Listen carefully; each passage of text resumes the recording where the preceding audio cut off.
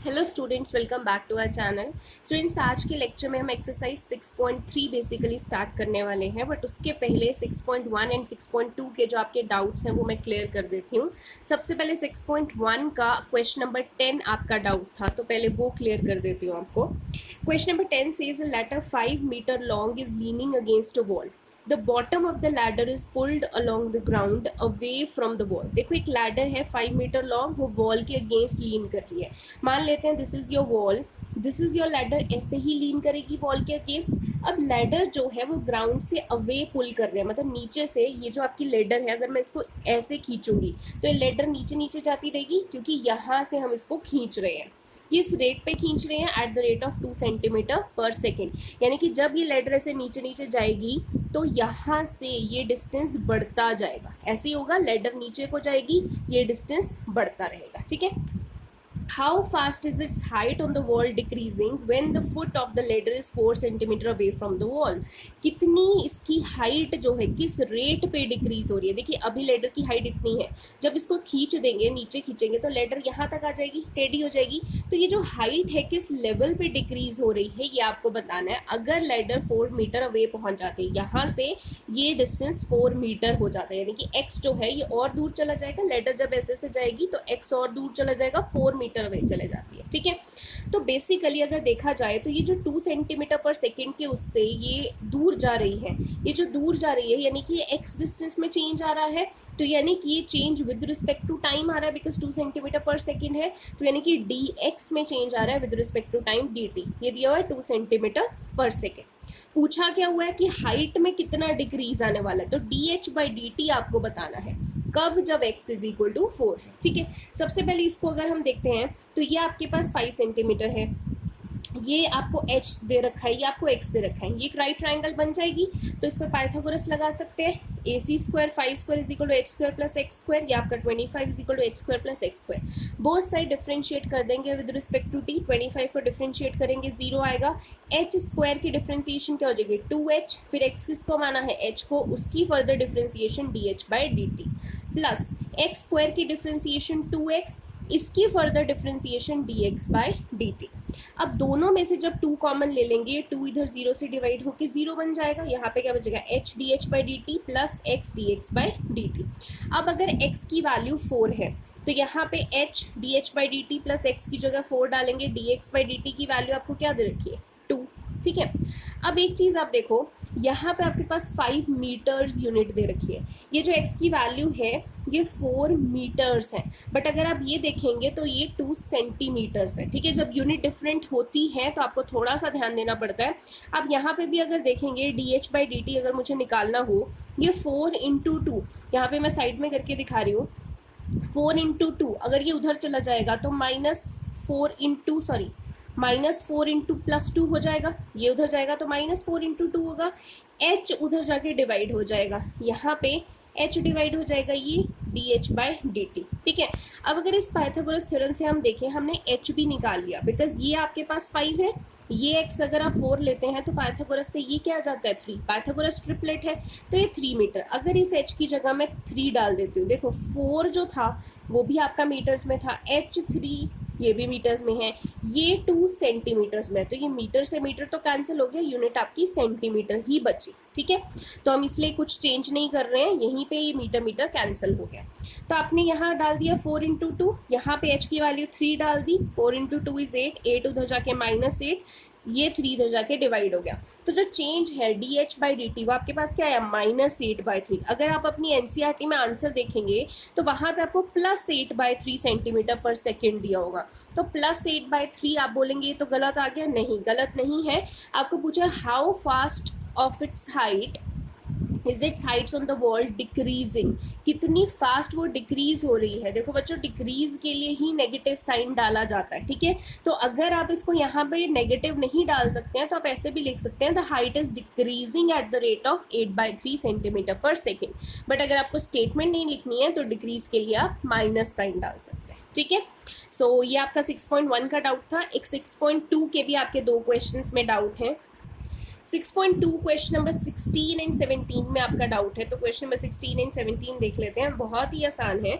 आपको बोला है prove that the function f जो कि log sin x दिया हुआ है is increasing on this and decreasing on this. इस इंटरवल में इंक्रीजिंग प्रूव करना है और इस इंटरवल में डिक्रीजिंग प्रूव करना है। तो कुछ भी निकालना हो, सबसे पहले हमें जो भी फंक्शन दे रखा है उसकी डिफरेंशिएशन तो निकालनी पड़ेगी। तो जो f(x) है log sin x, इसकी डिफरेंशिएशन हम निकालेंगे f'(x). तो इधर log ऑफ x की डिफरेंशिएशन क्या होती है 1/x। अब x किसको माना है sin x को, sin x की फर्दर डिफरेंशिएशन क्या होगी cos x। cos x upon sin x क्या हो जाएगा cot x, यानी कि f डिफरेंशिएशन x आपके पास क्या आ गई cot x। अब आपको इस इंटरवल में चेक करना है, तो आप बना लीजिए इंटरवल। ये आपके पास 0 है, ये π/2 है, ये आपके पास पाई है, ये आपके पास 3π/2 है एंड यहाँ पे फर्दर आपके पास 2π आ जाता है। ठीक है, तो अभी आपको 0 to π/2 में चेक करनी है। 0 to π/2 यानी कि ये फर्स्ट इंटरवल में तो ऑल पॉजिटिव होता है, तो अगर आपके पास कॉट भी है तो वो फर्स्ट इंटरवल में पॉजिटिव ही रहेगा। सो आप लिख सकते हैं f differentiation x is that is cot x, वो पॉजिटिव है किसमें 0 to π/2 में। इसीलिए क्योंकि वो पॉजिटिव है आप ऐसे भी लिख सकते हैं कि F differentiation x is greater than 0, therefore F differentiation x is increasing. जब पॉजिटिव है तो वो इंक्रीजिंग होगा इसी इंटरवल पे।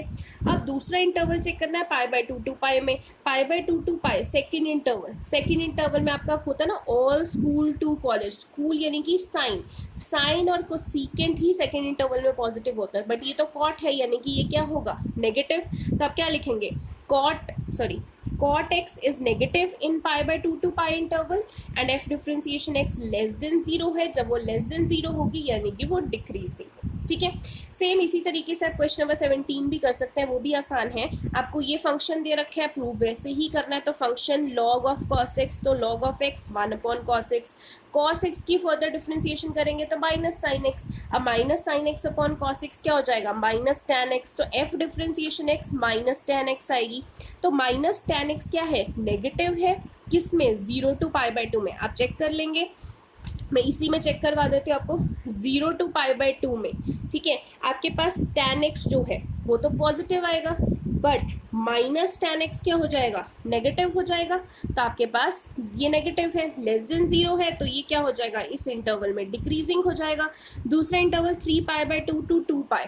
अब देखो ये रहा 3π/2, ये 2π, ऑल स्कूल टू कॉलेज। यहाँ पे कॉस एंड सीकेंट पॉजिटिव होता है। आप किसका चेक कर रहे हैं टैन का। ठीक है, टैन यहाँ पे क्या होता है नेगेटिव टैन होता है, और आपका एफ डिफरेंशिएशन एक्स भी क्या है नेगेटिव ऑफ नेगेटिव हो जाएगा, नेगेटिव पॉजिटिव। यानी कि जब आप 3π/2 और 2π में चेक करेंगे तो ये चीज़ क्या आ जाएगी पॉजिटिव। तो आप क्या लिखेंगे F differentiation x is greater than 0 in this interval. ये इंटरवल में ग्रेटर देन 0 है, इट मीन्स ये इंक्रीजिंग फंक्शन। ठीक है, सो आई होप आपको आपके डाउट्स क्लियर हो गए हो। आज हम एक्सरसाइज 6.3 स्टार्ट करते हैं। सो स्टूडेंट्स एक्सरसाइज 6.3 जो है वो आपकी टेंजेंट्स एंड नॉर्मल पे बेस्ड है। जैसे आपकी first exercise rate of change of quantities पे बेस्ड थी, सेकेंड एक्सरसाइज आपकी इंक्रीजिंग एंड डिक्रीजिंग फंक्शन पे बेस्ड थी, थर्ड एक्सरसाइज आपकी टेंजेंट एंड नॉर्मल पे बेस्ड है। ठीक है, अब देखिए अगर ये मैं एक कर्व बना देती हूँ, अगर ये कर्व बनाया है, कर्व पे एक ऐसे लाइन जा रही है जो उस कर्व को सिर्फ एक ही पॉइंट पे टच करती है, तो इस लाइन को हम क्या बोलते हैं टेंजेंट। इसी लाइन के ऊपर अगर मैं परपेंडिकुलर एक लाइन बना देती हूँ, इसी टेंजेंट के ऊपर अगर एक परपेंडिकुलर लाइन बना देती हूँ, तो इस परपेंडिकुलर को हम क्या बोलते हैं नॉर्मल। ये जो कर्व है जो टेंजेंट पे एक पॉइंट पे कांटेक्ट करता है, इस पॉइंट को बोलते हैं पॉइंट ऑफ कांटेक्ट, जिसके कोऑर्डिनेट्स होते हैं x1 y1। ठीक है, तो ये आपके पास टेंजेंट्स एंड नॉर्मल है। अब आपको इसमें इक्वेशन ऑफ टेंजेंट पता होनी चाहिए। इस एक्सरसाइज के लिए आपने +1 में भी कर रखा है, लाइन की जो इक्वेशन निकालनी होती है y minus y1 is equal to m x minus x1, where m क्या है आपके पास स्लोप है। एंड इस डिफरेंशिएशन के जब एप्लीकेशन हम कर रहे हैं, एप्लीकेशन ऑफ डेरिवेटिव, तो उसमें जो स्लोप है आप उसको dy/dx से भी डिफाइन कर सकते हैं। ठीक है, आप ज़्यादातर dy/dx ही यूज़ करेंगे एप्लीकेशन ऑफ डेरिवेटिव में स्लोप के लिए। m इज योर स्लोप +1 में भी आपने पढ़ी थी। इक्वेशन ऑफ नॉर्मल जो आपको करनी है y माइनस y1, बस इसमें स्लोप फर्क पड़ेगा। देखो ये और ये परपेंडिकुलर है, परपेंडिकुलर होते हैं तो दो इसकी जो स्लोप होगी उसका उल्टा इसकी स्लोप होगी एंड नेगेटिव। मतलब अगर टेंजेंट की स्लोप m है तो नॉर्मल की स्लोप 1/m होगी और साथ में नेगेटिव होगी। बाकी सारी इक्वेशन सेम है, ठीक है, बस ये स्लोप का फर्क है। टेंजेंट की स्लोप अगर m है, नॉर्मल की स्लोप -1/m होगी। ओके, एंड स्लोप को हम यहाँ पे dy/dx से डिफाइन करते हैं। दो चीज़ और याद रखनी है जो आपने +1 में भी कर रखी है कि when two lines are parallel तो उनकी स्लोप बराबर होती है, जब दो लाइंस परपेंडिकुलर होती हैं तो उनकी स्लोप का मल्टीपल -1 होता है। ठीक है, जैसे हमने यहीं पे भी किया, एक m है तो दूसरा -1/m, यहाँ पे भी अगर एक m1 है तो दूसरा -1/m2, वहीं से ही ये निकला है। ठीक है, तो आगे देखते हैं, हम क्वेश्चंस करते हैं। 6.3 फर्स्ट क्वेश्चन देखते हैं। बहुत ही आसान एक्सरसाइज है, आपको मैं कुछ क्वेश्चंस करके दिखाऊंगी, बाकी आप खुद करेंगे। आज हम 1 to 14 क्वेश्चंस कवर करेंगे। इसमें जो मिसिंग है वो आपने खुद करना है, बिकॉज वो सेम है, सिर्फ वैल्यूज का डिफरेंस है, तो आपकी प्रैक्टिस अच्छे से हो जाएगी अगर आप उन क्वेश्चंस को करेंगे। First question is find the slope of the tangent to the curve. Curve क्या है, y is equal to 3x4 minus 4x at x is equal to 4। अब देखिए, स्लोप निकालनी है। स्लोप आपने कभी भी वेरिएबल में नहीं छोड़नी है, ये याद रखना है जब आप एप्लीकेशंस ऑफ डेरिवेटिव्स कर रहे हैं। ठीक है, तो आपको बेसिकली टेंजेंट की स्लोप निकालनी है, और ये टेंजेंट कहाँ पे है, एक कर्व पे है। कर्व पे ही टेंजेंट होती है ना, ऐसे करके यहाँ पे, तो ये पॉइंट पे कांटेक्ट कर रही है, ये टेंजेंट हो गई। तो एक कर्व की जो इक्वेशन है वो ये दे रखी है, at x is equal to 4। ठीक है, पहले हम x की वैल्यू 4 नहीं डालते हैं, ये हमने अभी सीखा है एप्लीकेशंस ऑफ डेरिवेटिव में कि पहले हमने डेरिवेटिव निकालना है फिर हमने वैल्यू डालनी है। ठीक है, तो जो भी आपके पास कर्व की इक्वेशन दी हुई है वो आपने लिख लेनी है। आपने सबसे पहले डेरिवेटिव निकालना है। डेरिवेटिव क्यों निकालना है उसका भी रीजन है, आपको स्लोप पूछी है। मैंने अभी आपको बताया था कि स्लोप मतलब m and applications of derivative में उसका मतलब dy/dx। ठीक है, ये होता है स्लोप का मतलब। तो dy/dx तभी निकलता है जब आप डेरिवेटिव निकालते हैं। Differentiate both side with respect to x, y को करेंगे तो dy/dx, 3x4 को देखिए 4 आ जाएगा, मल्टीप्लाई हो जाएगा, 4 3 12, 12x और ऊपर एक पावर कम 12x3, -4x की डिफ्रेंसिएशन -4 हो जाएगी। अब ये आपने डेरिवेटिव निकाल दिया, ये यानी कि स्लोप है। अब स्लोप की वैल्यू कब निकालनी है, जब x इज इक्वल टू 4 है, तो यहाँ पे x की जगह 4 डाल दीजिए, 12x की जगह 4 का क्यूब -4, यानी कि स्लोप आपके पास कितनी आ गई, 764। तो अपने एक दिमाग में बिठा लीजिए कि एप्लीकेशंस ऑफ डेरिवेटिव में जो स्लोप है उसका मतलब dy/dx, यानी कि ये जो आप m की वैल्यू बोलते हो ये dy/dx की वैल्यू आएगी। ठीक है, सो क्वेश्चन नंबर 2, 3 एंड 4 बिल्कुल इसी के तरीके से है, सब कुछ ऐसे ही करना है, बस वैल्यूज आपकी डिफरेंट है तो मैं नहीं करा रही हूँ, आपकी प्रैक्टिस अच्छे से हो जाएगी अगर आप करेंगे। क्वेश्चन नंबर 5 देखते हैं। यहाँ पे आपको क्या पूछा है, स्लोप ऑफ नॉर्मल पूछा है। ये ध्यान देना, नॉर्मल की स्लोप पूछा है, किसके लिए, टू कर्व। ये आपको दो दे रखे हैं, एट थीटा, जब थीटा की वैल्यू π/4 होगी। अब देखो, हमें इतना तो पता है कि हमें पहले डेरिवेटिव निकालना होता है, बट यहाँ पे हम देखेंगे x is equal to function है, y is equal to function है। तो हमने किया था कि जब दो फंक्शंस आ जाए तो वो पैरामीट्रिक फंक्शंस होते हैं। पैरामीट्रिक में सबसे पहले यहाँ पे विद रिस्पेक्ट टू थीटा निकालेंगे, इसको विद रिस्पेक्ट टू थीटा निकालेंगे, फिर हम dy/dx निकालेंगे। तो सबसे पहले x को सॉल्व करते हैं, a cos क्यूब थीटा, तो इसको मैं ऐसे लिख सकती हूँ cos थीटा का होल क्यूब। तो इधर डिफ्रेंशिएट करेंगे dx/d थीटा। ठीक है, यहाँ पे आप बेटर है कि सिर्फ x ही लिखिए, a cos थीटा का होल क्यूब। अब बोथ साइड डिफ्रेंशिएट करते हैं विद रिस्पेक्ट टू थीटा, तो dx/d थीटा हो जाएगा, इधर a कांस्टेंट बाहर आ गया, 3 आगे आ जाएगा cos स्क्वायर थीटा, फिर हमने थीटा किस cos को माना था, cos थीटा की डिफ्रेंसिएशन क्या हो जाएगी, माइनस साइन थीटा। ठीक है, अब ये आपका dx/d थीटा आ गया, फर्स्ट इक्वेशन मान लीजिए। ऐसी y is equal to a sine cube theta या y a साइन थीटा का होल क्यूब डाल देंगे, both side with respect to theta करेंगे तो dy/d थीटा, a कांस्टेंट है बाहर आ गया, 3 आगे आ जाएगा, 3 साइन स्क्वायर थीटा, फिर हमने x किसको माना है, साइन थीटा, उसकी डिफरेंशिएशन क्या है, cos थीटा। ये आपकी सेकेंड इक्वेशन आ गई। अब आपको अगर dy/dx निकालना है तो हमें पता है कि dy/d थीटा को dx/d थीटा से डिवाइड कर दो, तो यहाँ पे आपने dy/d थीटा की वैल्यू डाल दी, यहाँ dx/d थीटा की वैल्यू डाल दी। a से a कैंसिल, 3 से 3, एक cos से एक cos, एक साइन से एक साइन, तो ऊपर एक cos बचा, नीचे एक साइन बचा, तो और माइनस का साइन भी है, तो d y by d x की वैल्यू आ गई साइन अपॉन कॉस यानी कि माइनस टैन थीटा, माइनस का साइन भी है यहाँ पे। अब थीटा की वैल्यू कब, यानी कि थीटा पाई बाय 4 पे निकालनी है, तो d y by d theta minus tan theta की जगह क्या निकालना है, पाई बाय 4। टैन 45 क्या होता है 1 और बाहर माइनस है तो -1, ठीक है। अब देखो आपको क्वेश्चन में क्या पूछा था, स्लोप ऑफ नॉर्मल, तो नॉर्मल की स्लोप आपको याद रखनी है, उल्टा होता है स्लोप। टेंजेंट एंड नॉर्मल जो होते हैं वो परपेंडिकुलर होते हैं एक दूसरे के, ठीक है, they are perpendicular to each other. जब दो चीजें परपेंडिकुलर है तो उनकी स्लोप्स को मल्टीप्लाई करेंगे, आंसर -1 आएगा। आपने d y by d x ये एक स्लोप निकाल ली -1, ये टेंजेंट की स्लोप है, इंटू m2 ये नॉर्मल की स्लोप निकालेंगे इज इक्वल टू -1, तो m2 क्या हो जाएगा 1, यानी कि जो नॉर्मल है आपके पास उसकी स्लोप क्या आ गई 1, ठीक है। सो ध्यान देना आपको किसका पूछा है, टेंजेंट का पूछा है वो डायरेक्टली निकल जाएगा, नॉर्मल का m1 into m2 is equal to -1 करके निकलेगा, ठीक है। नेक्स्ट करते हैं, फिफ्थ के बाद सिक्स्थ एंड सेवेंथ क्वेश्चन भी आपका इसी के जैसा है, तो आपने खुद करना है। क्वेश्चन नंबर 8 देखते हैं, find point on the curve, ये आपके पास कर्व है, at which the tangent is parallel to the chord joining the points.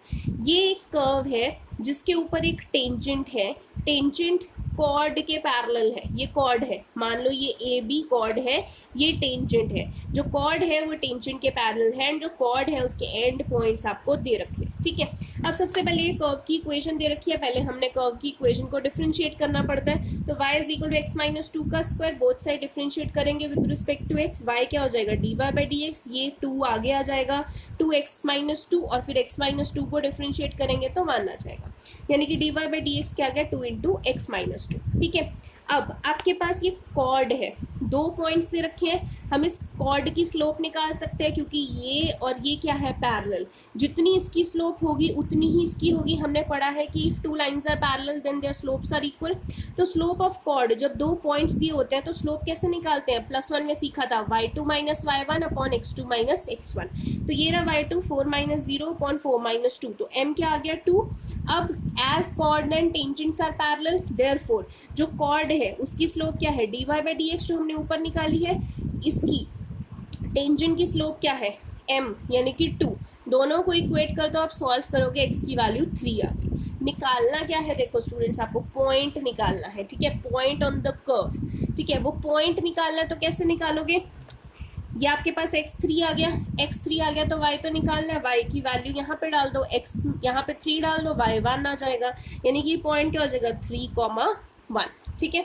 Question number 9 देखते हैं, find a point on the curve, ये आपके पास कर्व है, at which the tangent is y is equal to x minus 11, ये curve की equation है, ये टेंजेंट की है और आपको पॉइंट निकालना है कर्व पे।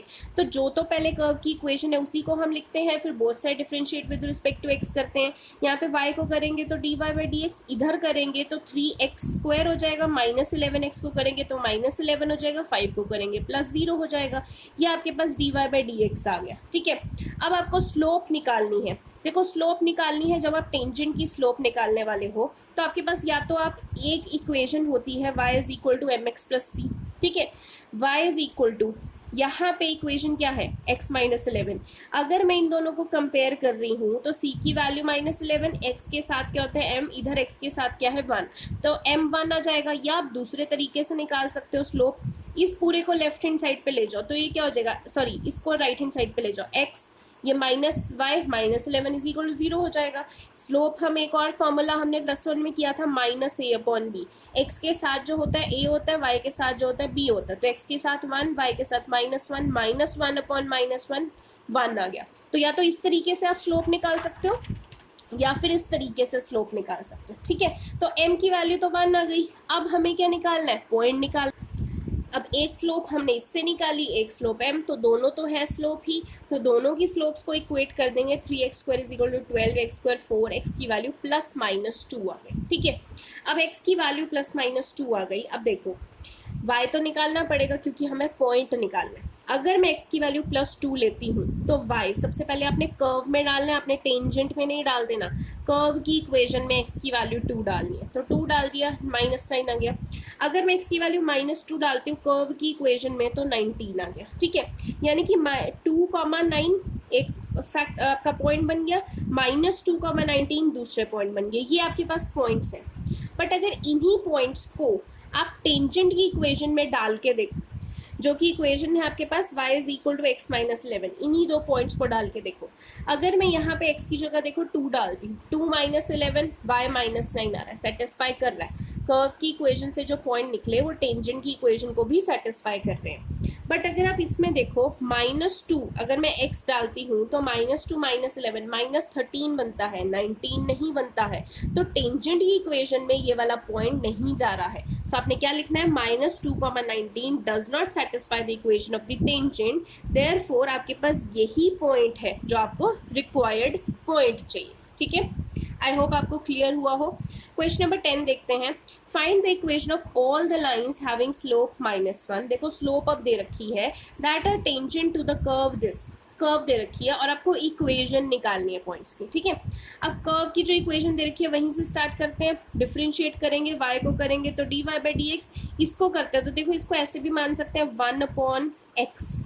तो 1/x की डिफरेंशिएशन क्या होती है, -1/x का स्क्वायर। अब x किसको माना, x माइनस 1 को, उसको करेंगे तो इंटू 1 आ जाएगा फर्दर, यानी कि आपके पास ये जो डिफरेंशिएशन है ये -1/x माइनस 1 का होल स्क्वायर आपके पास आ गया। ठीक है, अब dy/dx क्या होती है, स्लोप। स्लोप क्वेश्चन में क्या दे रखी है, -1, तो यहाँ पे -1 डाल देंगे इज इक्वल टू दिस। देखिए -1 कैंसिल हो गया, x माइनस 1 का स्क्वायर इज इक्वल टू 1 आ गया, ये स्क्वायर उधर जाके अंडर रूट बन जाएगा, तो x माइनस 1 की वैल्यू +-1 आ जाएगी। तो अब दो केस बन गए, यानी कि इफ x minus 1 is equal to +1 तो x की वैल्यू 2 आ जाएगी, अगर x माइनस 1 -1 के बराबर है तो x की वैल्यू 0 आ जाएगी। अब अगर x की वैल्यू 2 है, ये वाला केस में अगर हम पॉइंट निकालते हैं x 2 है तो y क्या हो जाएगा, यहाँ पे डाल देंगे ना x की वैल्यू 2, तो y 1/2 माइनस 1, y की वैल्यू 1 आ गई। अगर x 0 है तो y की वैल्यू 1/0 माइनस 1, तो क्या आ जाएगी, y की वैल्यू -1। बट हमें पॉइंट्स नहीं निकालने, हमें इक्वेशन निकालनी है। तो इधर दो पॉइंट्स आ गए हमारे पास 2,1 और इधर दो पॉइंट्स आ गए हमारे पास 0,-1, दोनों की इक्वेशंस निकाल दे। तो देखो इक्वेशन पहले पॉइंट 0,-1 की निकालेंगे। इक्वेशन ऑफ टेंजेंट मैंने बताई थी y minus y1 m x minus x1, y minus y1 की वैल्यू -1 है तो ये +1 हो जाएगी, m तो क्वेश्चन में ही दे रखा है स्लोप -1, x माइनस x1 की वैल्यू 0, यहाँ से y + 1 - x आ गया, इधर लेफ्ट हैंड साइड पे ले जाएंगे, x + y + 1 is equal to 0। ऐसे ही दूसरे पॉइंट की निकालेंगे, इक्वेशन तो वही है, y माइनस y1 की जगह 1, m की स्लोप -1, x माइनस x1 की जगह -2, y माइनस y1 -x + 2, ये लेफ्ट हैंड साइड पे आ जाएगा तो x + y -3 is equal to 0, ये आपके पास स्लोप आ गया। ठीक है, 10th क्वेश्चन के बाद 11th एंड 12th क्वेश्चन भी बिल्कुल इसी के जैसा है, so that is your homework. Question number 13 पे मूव ऑन करते हैं। क्वेश्चन नंबर 13 से find a point on the curve, इस कर्व पे पॉइंट निकालना है एट विच, दो कंडीशंस है, जब टेंजेंट पैरेलल है x एक्सिस के, जब टेंजेंट पैरेलल है y एक्सिस के। ठीक है, अब देखिए जब ये रही आपकी x एक्सिस, अगर टेंजेंट x एक्सिस के ही पैरेलल जा रही है तो इसके पैरेलल जा रही है तो ये स्लोप तो 0 हुई ना, बिल्कुल लाइंस पैरेलल हैं, ये स्लोप 0 हुई, यहाँ पे कोई भी स्लोप नहीं है, इसी डायरेक्शन में x एक्सिस है, इसी डायरेक्शन में y एक्सिस है। स्लोप हमें पता है स्टीपनेस होती है, तो यहाँ पे तो कुछ नहीं है ना, उसी डायरेक्शन में आप जा रहे हो। तो फर्स्ट केस में याद रखना है जब टेंजेंट x एक्सिस के पैरेलल है तो स्लोप की वैल्यू क्या होगी, 0। ठीक है, अब सबसे पहले कर्व दिया हुआ है तो हम कर्व से ही स्टार्ट करते हैं, उसी इक्वेशन को डिफरेंशिएट करते हैं, अभी तक यही करते आ रहे हैं कर्व की इक्वेशन को। तो सबसे पहले यहाँ पे डिफरेंशिएट करेंगे तो 1/9 कांस्टेंट बाहर आ गया, x स्क्वायर को डिफरेंशिएट करेंगे तो 2x आ जाएगा, प्लस 1/16 कांस्टेंट है बाहर आ गया है, y स्क्वायर को डिफरेंशिएट करेंगे तो 2y आया, बट हमने x किसको माना, y को, तो y को फर्दर डिफरेंशिएट करेंगे dy/dx, 1 को डिफरेंशिएट किया तो 0। ठीक है, अब देखो दोनों में से आपके पास 2 कॉमन आएगा, 2 कॉमन लेके इधर 0 से डिवाइड होके 0 बन जाएगा, यहाँ पे क्या बचा x/9 y by 16 dy by d x is equal to 0। अगर मैं dy बाई डी एक्स इधर ही रहने दूँ, ये x बाय 9 उधर जाएगा तो माइनस एक्स बाय 9 हो जाएगा। y बाय 16 इधर मल्टीप्लाई हो रहा था dy बाई डी एक्स से, उधर से जाके 16 बाय y हो जाएगा, तो dy बाई डी एक्स आपके पास आ गया माइनस 16x अपॉन 9y। ठीक है, अब फर्स्ट कंडीशन है पैरेलल टू x एक्सिस। अगर x एक्सिस के पैरेलल है तो मैंने बताया स्लोप जो है dy बाई डी एक्स वो क्या होगी, 0।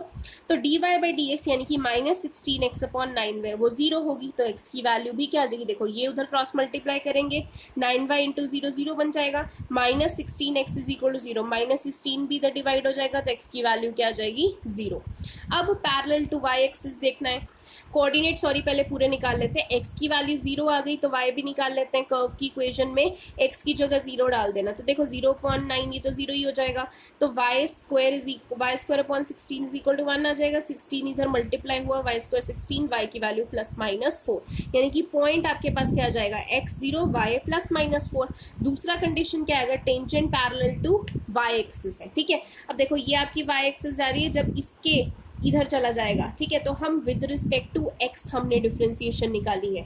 जब x के विद रिस्पेक्ट टू डिफरेंशिएशन निकाली है और ये ऐसे जा रहा है तो एक तरीके से परपेंडिकुलर एक्ट कर रहा है। ठीक है, जब ऐसे एक्ट करेगा तो जो हमारा स्लोप होती है वो हम 1/0 कहते हैं, जिसे हम इन्फिनिटी बोलते हैं। तो 1/0 एक्ट करेंगे तो dy बाई डी एक्स क्योंकि पैरेलल टू y एक्सिस जा रही है तो 1/0 हो जाएगी। यहाँ पे dy by d x minus 16y upon 9 16x upon 9y is equal to 1/0। ये इधर जाएगा तो आपके पास 9y इंटू 1 9y, ये इधर मल्टीप्लाई होएगा तो 0, 9y is equal to 1, y की वैल्यू कितनी आ जाएगी आपके पास, सॉरी 1/0 इज इन्फिनिटी, यहाँ से y की वैल्यू आपके पास कितनी आ जाएगी, 0। ठीक है, अब आपके पास put y is equal to 0 कहाँ डालोगे, आप किसी भी इक्वेशन में जो आपकी कर्व की इक्वेशन है आप उसी में डालेंगे। जो y इज इक्वल टू 0 है, ये रही आपकी कर्व की इक्वेशन चल रही थी जिसमें हमने x की जगह 0 डाला था। अब हम y की जगह 0 डाल देते, आपका चल रहा था x स्क्वायर बाय 9 कर्व की इक्वेशन प्लस y स्क्वायर, उसकी जगह क्या डालना है, 0.16 is equal to 1, x square by 9 is equal to 1, आप इधर क्रॉस मल्टीप्लाई करेंगे, x square is equal to 9, x की वैल्यू प्लस माइनस 3, तो आपके पास पॉइंट क्या हो जाएगा, x की वैल्यू तो प्लस माइनस 3 थी, y आपका कितना आ रहा था, 0 आ रहा था। सो आज हमने क्वेश्चन नंबर 13 तक कर लिया है। इसके बीच के क्वेश्चंस जो बिल्कुल ही सिमिलर हैं, जस्ट वैल्यूज उसकी डिफरेंट दे रखी है, वही क्वेश्चंस मैंने छोड़े हैं। आई होप आप उनको कर पाएंगे। फिर भी कोई डाउट है तो आप मुझे बता सकते हैं। आपने 13th क्वेश्चन तक कंप्लीट करना है, प्लस आपने टिल एग्जाम्पल नंबर 20 तक, ये जो 20th एग्जाम्पल है वहाँ तक आपने कंप्लीट करना है, यानी कि इस एक्सरसाइज की एग्जाम्पल्स भी आपने करनी है। और कोई भी डाउट्स हैं तो आप कल शाम तक मुझे बता सकते हैं ताकि मैं उन्हें क्लियर कर दूँ। Thank you so much.